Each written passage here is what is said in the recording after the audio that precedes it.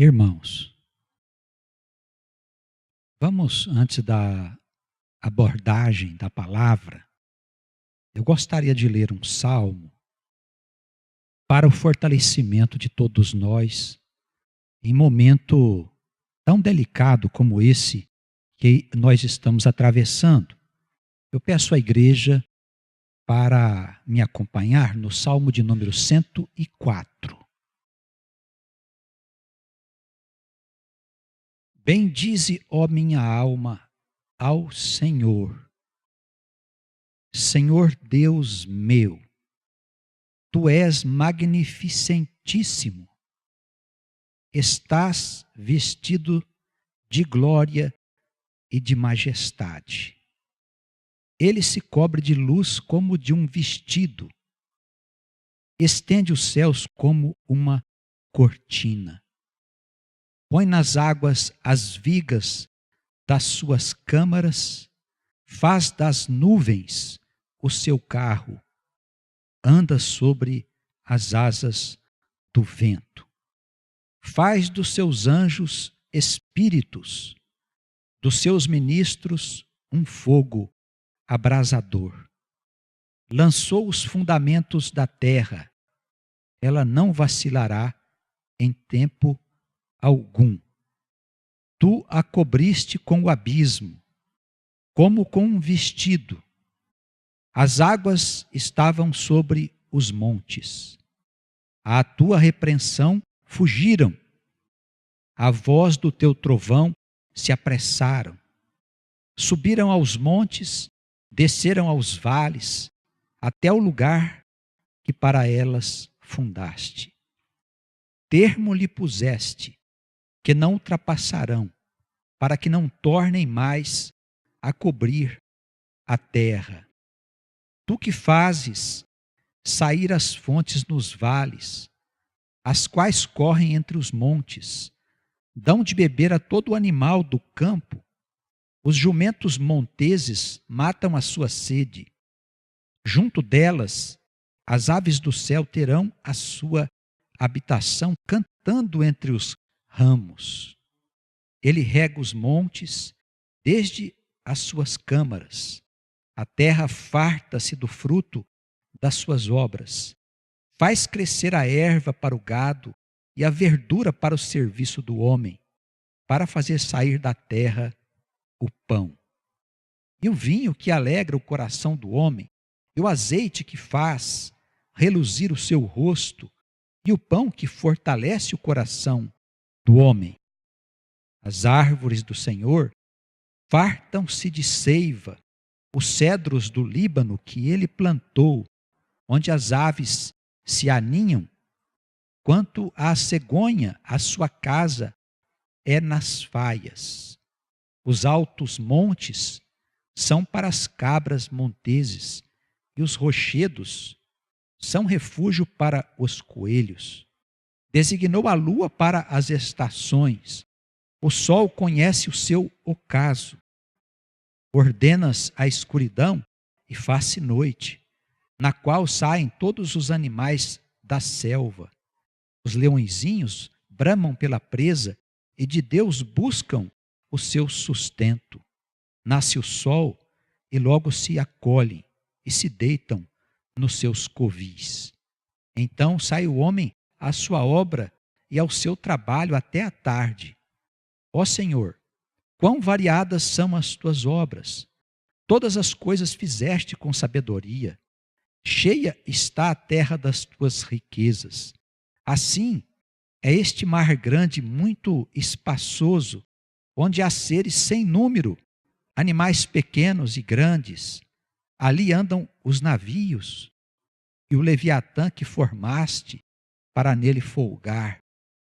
Todos esperam de ti que lhes dês o seu sustento em tempo oportuno. Dando-lhe tu, eles o recolhem. Abres a tua mão e se enchem de bens. Escondes o teu rosto e ficam perturbados. Se lhes tiras o fôlego, morrem e voltam para o seu pó. Envias o teu espírito e são criados, e assim renovas a face da terra. A glória do Senhor durará para sempre. O Senhor se alegrará nas suas obras. Olhando ele para a terra, ela treme. Tocando nos montes, logo fumegam. Cantarei ao Senhor enquanto eu viver. Cantarei louvores ao meu Deus enquanto eu tiver existência. A minha meditação acerca dele será suave. Eu me alegrarei no Senhor. Desapareçam da terra os pecadores e os ímpios não sejam mais. Bendize, ó minha alma, ao Senhor. Louvai ao Senhor. Amém. Irmãos, a gente vem já há tempos afirmando que nosso mundo é um mundo que está atravessando um período de muitas dificuldades. E com certeza, a cada dia que passa, nós perderemos a esperança nos homens. Porque o mundo vai sendo envolvido pelo espírito da escuridão. A gente está vendo que o mundo não consegue mais entender quais são os caminhos do bem, quais são os caminhos da verdade, os caminhos da justiça. E nós, diante da leitura de um salmo que foi escrito há 900 anos antes de Cristo, irmãos, nós vemos o salmista reconhecer a presença de Deus e as suas providências em todas as coisas. E pode parecer até que a injustiça está se tornando vitoriosa sobre a face da terra, e está mesmo. Porque Deus está guardando aqueles que são os homens bons, aqueles homens e mulheres que estão dispostos a cumprir o seu propósito.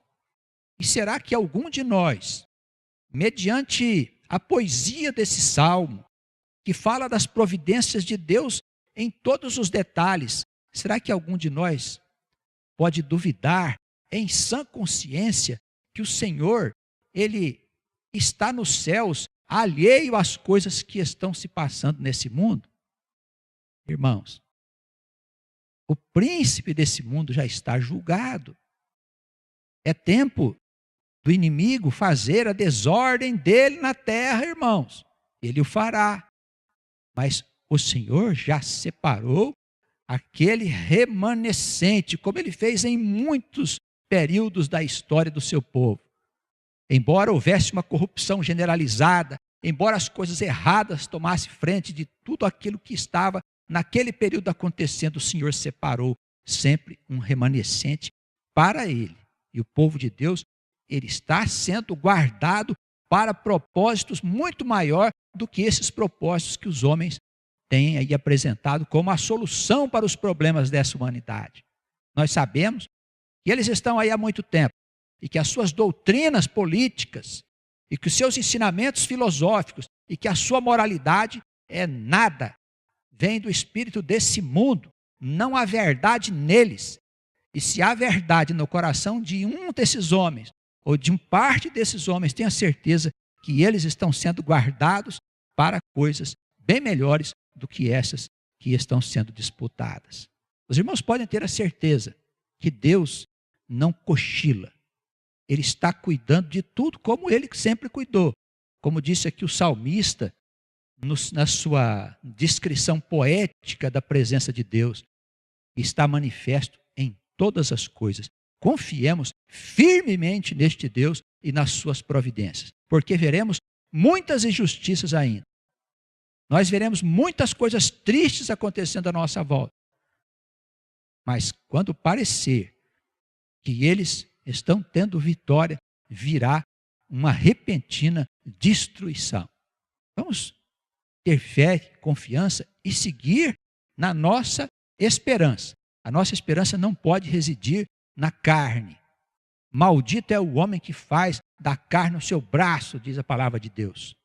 Não confiemos nos príncipes, não confiemos naqueles que estão à frente desse mundo. A nossa confiança deve residir somente em Deus, que é o Senhor. Eles não têm como se orientar. Nós temos o caminho que nos diz para onde seguir. E sabemos as coisas que vão acontecer. Que nós não nos deixemos abater pelas aparentes injustiças dessa humanidade. Porque não somente as que acontecem aqui, estão acontecendo muito mais em outros lugares. Os irmãos não podem nem ter ideia das coisas tristes que estão se passando no mundo.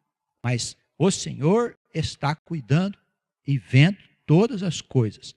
No momento certo, o seu reino chegará. Antes, porém, haverá muitas dores e ranger de dentes. Os irmãos estejam certos. Amém? Sigamos firmes e confiantes no Senhor, porque o reino de Deus é justiça. E aqueles que choram por justiça e clamam por justiça, eles terão justiça fartamente. Quem tem fome terá alimento com fartura. Aqueles que choram serão consolados. Aqueles que estão desesperançados terão esperança em abundância, porque verão chegar o reino de Deus com glória. Ai daqueles que andam por caminhos tortuosos. Ai daqueles que se guiam pela mentira. Ai daqueles que se guiam pela prostituição, pelo roubo, pela corrupção. Eles serão lançados nas regiões de sofrimento. Haverá choro e ranger de dentes. Deus do céu, o Deus do céu está vendo todas as coisas. Amém. Vamos ao Evangelho segundo Lucas, por favor. Capítulo 4. Logo após o Senhor ter sido batizado por João o Batista, e o Espírito ter se manifestado em forma corpórea, semelhante a uma pomba, e ter dito que Jesus era o Filho amado, em quem ele se comprazia, nós vemos na abertura do capítulo 4, que o Senhor, ele foi levado a um lugar para ser tentado pelo espírito, pelo príncipe desse mundo. E no deserto, depois de passar 40 dias em oração, jejum, ele foi tentado pelo diabo.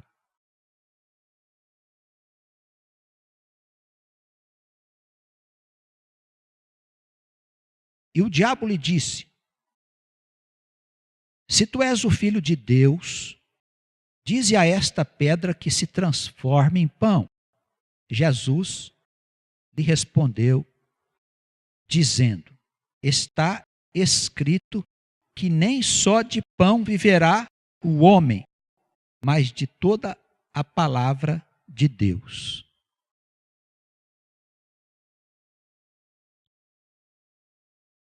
Irmãos, o mundo, ele está mergulhado no maligno.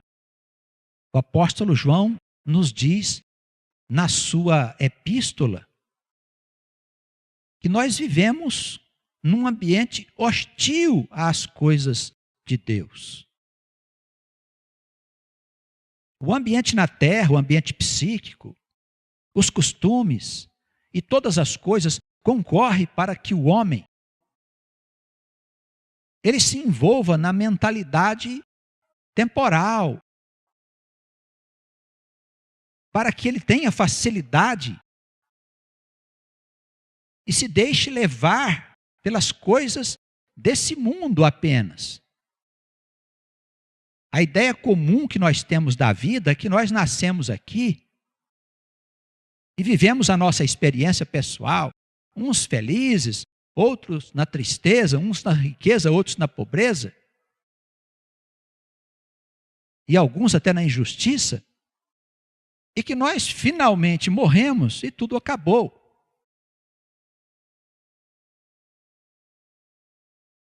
Uma outra ideia que o mundo nos vende é que só existe uma forma de viver. A gente tem que trabalhar para ganhar o sustento. E quase todas as nossas ocupações na vida estão ligadas ao trabalho profissional. E a gente pensa que a vida é isso, não tem outra coisa para se fazer, irmãos, a não ser trabalhar para poder comprar as coisas para o nosso sustento, para o nosso vestimento, para a nossa moradia, prevenir o nosso futuro, ter uma reserva, ter uma aposentadoria. Todas estas coisas, elas são ideias que nasceram da vida temporal. Ou seja, nasceram do conceito que o homem é apenas carne, é apenas uma entidade material.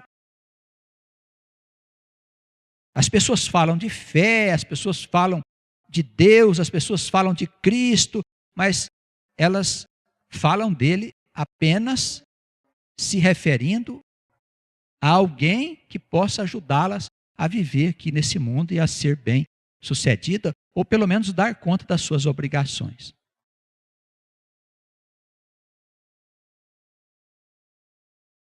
O diabo, ele nos ensina a ficar atrás do pão. Por isso ele disse para Jesus: transforma essa pedra em pão, já que você é poderoso. Jesus responde com a palavra para ele. E esse ensinamento, eu acredito que para nós é de fundamental importância. Até que ponto eu estou comprometido com o pão do mundo? Será que eu não estou deixando de me alimentar com o pão da eternidade?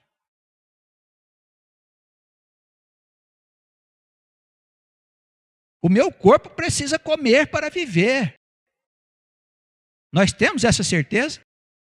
Temos? Amém? O meu corpo precisa comer todos os dias para viver. Se eu não comer, o que acontece? Eu morro. Mas eu não sou só corpo. Eu tenho uma alma. E a alma, ela se alimenta também, como o corpo. E quando eu não dou alimento para a minha alma, o que acontece? Ela adoece. Eu sinto medos, incertezas, inseguranças, fraqueza,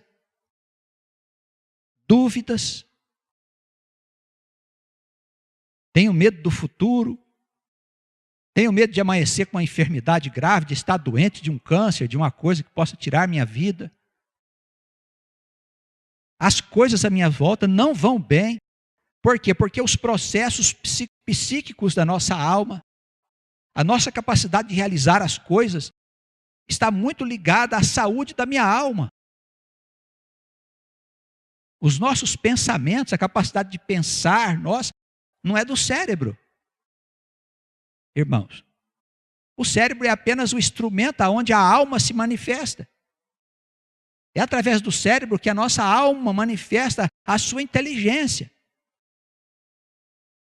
É através do cérebro que a nossa alma manifesta-se na vida. E se a alma não está bem, eu não consigo fazer bem as coisas que me cabem. Eu não consigo trabalhar direito. Eu não consigo amar direito. Eu não consigo ser um bom pai, uma boa mãe, porque a minha alma, ela está enfraquecida.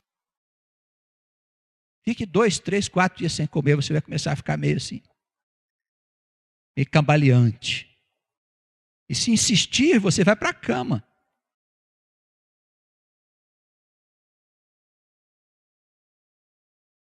Mas o espírito desse mundo, ele quer dar para nós uma importância exagerada sobre a preocupação em ganhar o nosso sustento.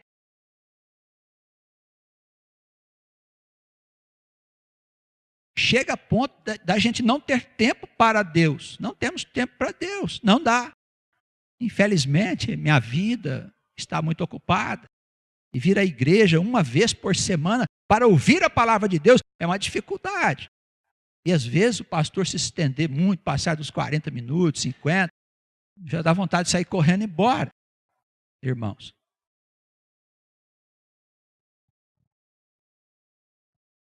Jesus dá a resposta que nós precisamos ouvir. E a instrução é velha, hein, irmãos? A nossa alma também é velha, mas até hoje não escuta direito aquilo que Jesus disse. Ele lembra aqui a passagem em que Moisés escreveu no Deuteronômio capítulo 8, nem só de pão viverá o homem, mas de toda a palavra de Deus. A palavra de Deus é comida para a tua alma. É mais importante que a comida do corpo, irmãos. Eu posso ter um corpo saudável e posso ter um espírito fraco, como acontece com frequência.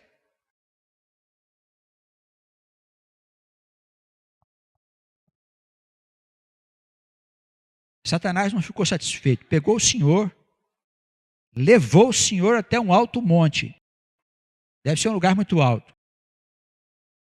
Lá de cima, ele mostrou para o Senhor, num momento de tempo, todos os reinos do mundo.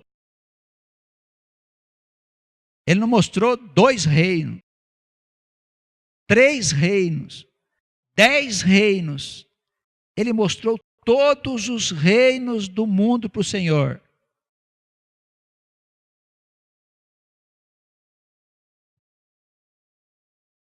E disse: eu dar-te-ei a ti todo este poder e glória. Olha que nesse mundo tem muita gente procurando poder e glória.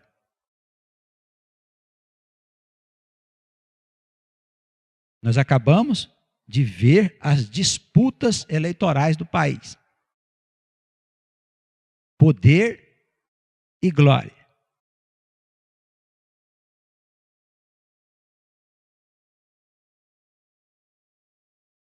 Olha o que o diabo diz aí. Estas coisas a mim foram entregues. Eu dou a quem eu quero. Os irmãos perceberam? Os irmãos, preste bem atenção nisso. O diabo diz que dá o poder e a glória desse mundo a quem ele quer, porque foi dado a ele. Os reinos, o poder e a glória foram dados ao diabo, que dá a quem ele quer.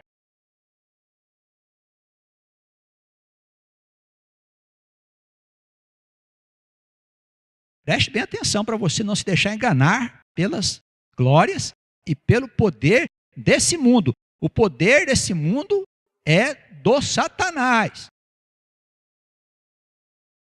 Povo de Deus.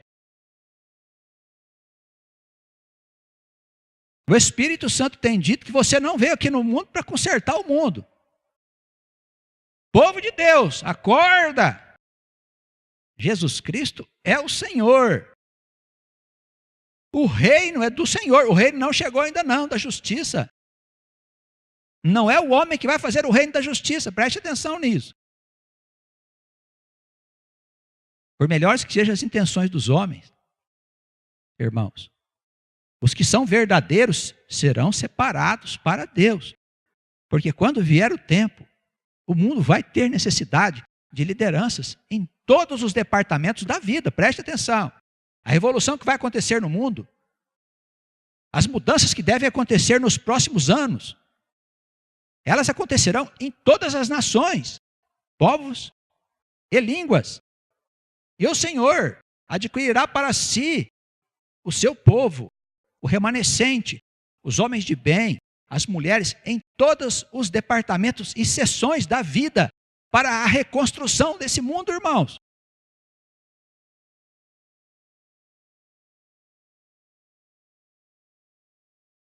Vocês querem um país melhor?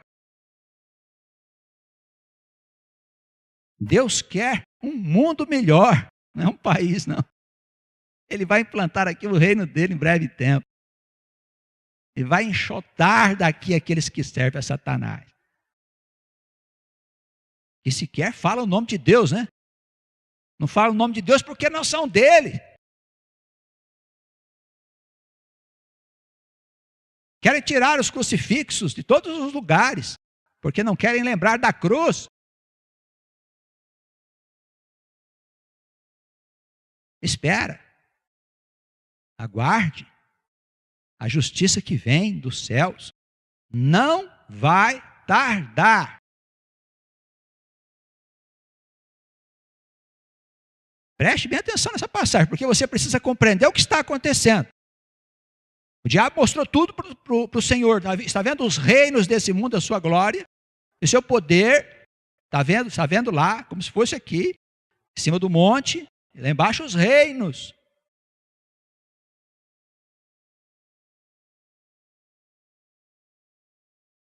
Se tu me adorares, tudo será teu. Se tu me adorares, tudo será teu.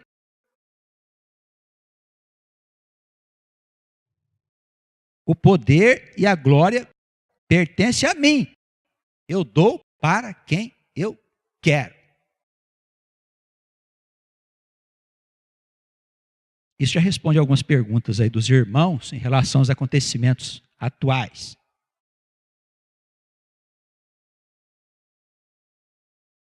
Jesus respondeu para ele: vai-te para trás de mim, Satanás. Olha o versículo 8.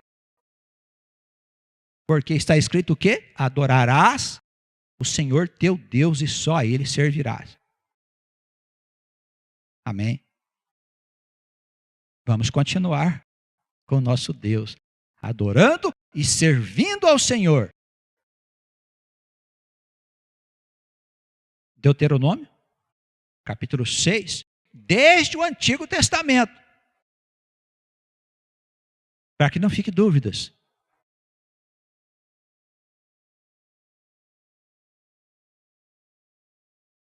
Não ficou satisfeito também. Pegou Jesus, lá em Jerusalém, tinha um templo, e tem um templo ainda hoje, com um pináculo bem alto, aquele ponto mais alto do templo. Ele foi lá e colocou o Senhor em cima do pináculo. O Senhor olhou lá para baixo, ele disse assim para o Senhor: lança-te daqui, se tu és o Filho de Deus. Porque está escrito que os teus anjos vão te guardar. Tentou o Senhor. Você não é o Filho de Deus? Pula lá embaixo. Nós também somos tentados, irmãos, a fazer coisas porque cremos, porque temos fé. Jesus responde para ele: também está escrito, não tentarás o Senhor teu Deus. Não tentaremos o Senhor nosso Deus. Nossa vida será de vigilância e de oração, até que venha o Senhor. Ah, pastor, mas se o Senhor não vier ainda agora, para nós, o Senhor chegará agora, nos nossos dias. Mas outros no passado disseram também que o Senhor viria. Mas, amados irmãos, este é o ponto alto da igreja de Cristo. Cristo está sempre chegando para nós. Em um determinado momento ele chegará, com toda certeza. E a nossa esperança reside na sua vinda gloriosa. Irmãos, continuemos firmes em nossa fé, sem nos deixar abater pelas aparentes injustiças desse mundo. Esse mundo é um lugar de tristezas. Ainda podemos viver em paz.